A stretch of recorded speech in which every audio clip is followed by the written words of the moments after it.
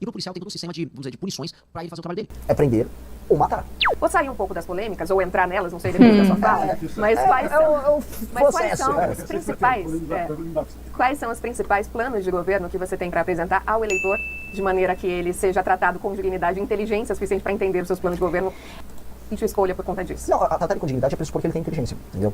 Tratar com dignidade é falar a verdade. Eu jogar mentira é justamente não tratar. Exato, exato. Eu trato ele de maneira digna quando eu digo o seguinte: olha, você precisa mudar isso, isso e aquilo, e eu vou mudar isso, isso e aquilo, nós vamos fazer isso juntos. Falar pro eleitor que vai ser fácil, que eu vou cuidar de você e que isso é o suficiente, é justamente tratar o eleitor como um idiota. Exato. Voltando para fazendo irritando o ouvinte, como um retardado. Eu vou fazer isso.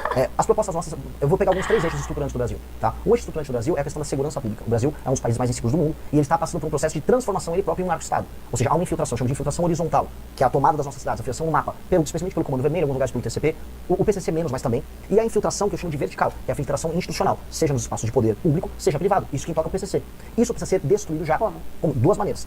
Você precisa alterar a nossa legislação, o Código de Processo Penal, o Código Penal tem que aumentar as penas e acabar com, vamos dizer, acabar e praticamente, não acabar totalmente, mas levar quase ao fim institutos como saidinha e progressão penal. A progressão penal é uma doença e ainda confere um espaço de subjetividade ao juiz que permite que, esse cara que cometeu todos os crimes, solta ele. A saidinha não faz parte da ressocialização? A gente não tem prisão perpétua no Brasil. Em algum momento esse preso vai sair. Não, isso é a duração da pena. A saidinha, isso é a duração da pena. A saidinha é basicamente você conferir uma saída especial pra ele por alguma razão específica, que eu acho que tem que acabar. O cara tem que cumprir a pena dele. Não existe prisão perpétua, mas a saidinha não é a resposta pra prisão perpétua. A pena é a resposta pra não haver prisão perpétua. Ela tem um período limitado de duração.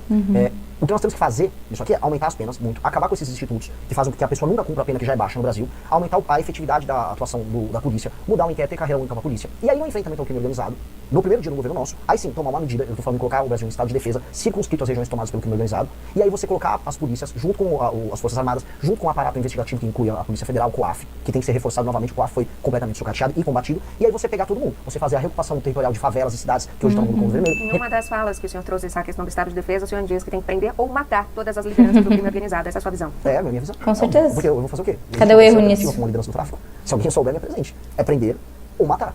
É isso. Imagina um líder, imagina a seguinte coisa, um líder de um... Ele não tinha que ter desenvolvido, ele tinha que ter parado aí. Me diz uma outra forma, me diz qual outra opção que dá pra fazer com um faccionado. E esperar pra ver o que eles iam responder. Porque esse cara aqui, que parece muito bolsonarista, ele tava prontinho pra falar alguma coisa. Tinha que só ter largado e deixado pra ele responder. Cara, que matou, eu quero como ele matou eleitores que votavam no prefeito que não era ligado a ele. O que eu vou oferecer pra ele? Não, esse aqui eu vou ressocializar ele. Ele matou o eleitor, ele foi contratado, ele saiu do Rio com uma turma, foi passando no Ceará, matar eleitor. Esse cara tem que ficar preso por muito tempo de preferência da vida. E se ele quiser resistir a isso aí, temos que eliminar. Já que a gente está falando sobre segurança, hoje o Brasil tem um índice gigantesco das Forças Armadas, ou dos policiais, vamos por assim, militares, com problemas psicológicos, cometendo suicídio e tudo mais. E eu gostaria de entender qual que seria a solução para esse caso. É só um acompanhamento ou o problema é carga horária? O que você acha? Não, se você pegar a maior parte dos policiais que têm convicção do que fazem e que fazem isso porque acreditam, eles não se importam com a carga horária, por mais que por vezes o trabalho seja extenuante. O que acontece é quando você lida com a morte o tempo todo, isso vai te fazer algum tipo de mal. E você tem pessoas que lidam de maneiras diferentes com isso. A carga horária é um problema e a gente sabe onde está o estresse. O estresse não está no combate. Se for perguntar para um policial o que mais estressa ele vai falar para você na maior parte do tempo. A insegurança de eventualmente ele morrer e a família dele ficar desassistida. A insegurança dele matar um vagabundo em combate ou mesmo fazer uma prisão e aí ele ser processado e ele ter que arcar com os custos do processo. E 3, quando ele leva, esse é um caso que eles repetem o tempo todo, leva um bandido, por exemplo, pra uma delegacia, aí ele chega lá e aí toma um chá de cadeira de 7 horas do delegado de polícia. Os delegados de polícia, e existe uma briga grande entre polícia civil polícia militar em todos os lugares, eles não são, vamos dizer, solidários ao trabalho do policial militar. E a gente tá com propostas para endereçar tudo isso. Tem que ter um limite máximo de 2 horas para você liberar o policial na ocorrência que ele fez lá na delegacia. Ponto. 2, precisa de um acompanhamento psicológico, sim, eu acho que isso é um fato dado. Mas a gente tem que também fazer que as pessoas tenham, o policial tenha segurança na hora de trabalhar, de que ele não vai ficar desassistido caso ele morra. E 2, caso ele faça o trabalho dele, ele não vai precisar, meu Deus, correr atrás do advogado, ter medo de ser preso. Porque o custo sobe também pra ele. Né? Demais. Eu conversei já com um policial que falou pra mim, cara, eu penso antes de correr atrás de alguém.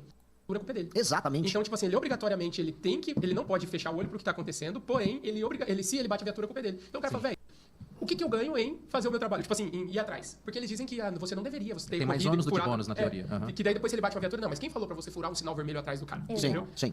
Isso é bizarro. Isso é bizarro, mas assim, é um país, vamos colocar. Veja só, pro bandido, ele pode furar todos os sinais, fugir, empreender a fuga dele, fazer o que for. Aí se ele vai preso, vai ter a progressão penal, vai ter um juiz atuando a favor dele, tem um juiz de garantias, tem tudo. Se você olhar direitinho, pro preso, pro criminoso, você tem toda uma legislação construída de modo a protegê-lo. E pro policial tem todo um sistema de, vamos dizer, de punições pra ele fazer o trabalho dele. Então, eu volto a falar, se ele pega o cara no jeito errado, calma aí, o racismo estrutural. Não, olha só, mano, bateu a viatura. Não. Eita, deu uma travada. Ih, mas eu acho que... Mas calma aí, esse procedimento foi violento. Não, você vai ter que responder. Pera, vou lá no deles. pode Não, olha só, mas bateu a viatura. Não, mas calma aí, esse procedimento foi violento. Não, você vai ter que responder. O que é isso? Então todo o sistema de incentivo é que o policial não trabalha. Você tem que alterar isso. Então o policial tem que se sentir assistido em todas essas áreas. E aí, psicologicamente falando, ele vai ficar mais seguro e na prática mais feliz e satisfeito na hora de trabalhar. É isso.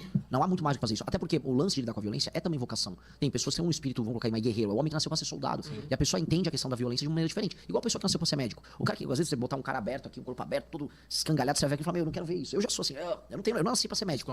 O cara vai, o médico, ele vai, e ora, e vai, arruma e tal, e sai feliz dali. O cara que é soldado também é uma vocação, ele tem uma natureza ligada ao combate que é diferente de outras pessoas. E isso precisa ser respeitado e entendido. Né? Então não acho que esse seria o grande problema que causa a depressão. Se você gostou desse vídeo, me siga para mais opiniões centavos.